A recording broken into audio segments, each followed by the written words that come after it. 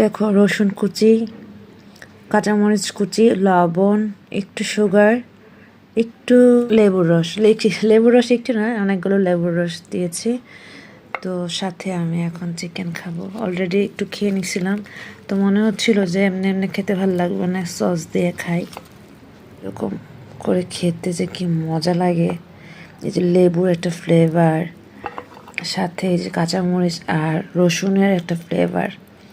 এরকম সস তোমরা বানায় খেতে পারো।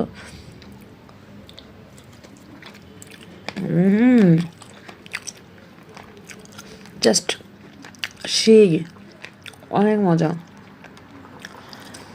টমেটো সসও ফেল করবে এই সসটার সাথে। আর বেসিকলি ঘরে কোনো সস নেই, যার কারণে আমি এই সসটা বানিয়ে নিচ্ছি।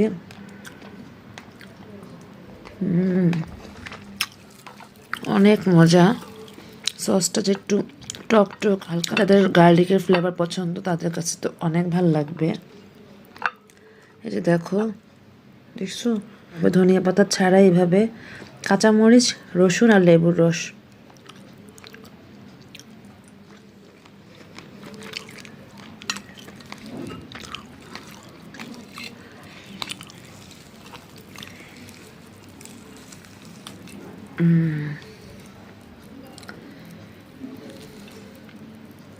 এখন বাজে রাত 11টা।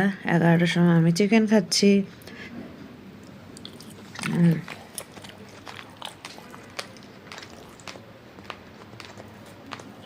এগারোটা বাজে নাই,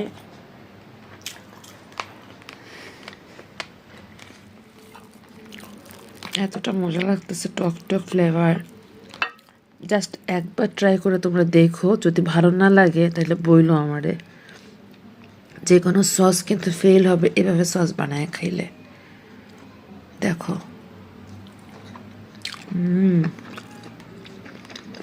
আমি এখানে সুগার কম দিচ্ছি, তোমরা যদি একটু সুগার বেশি খাও সেখানে বেশি সুগার দিতে পারো।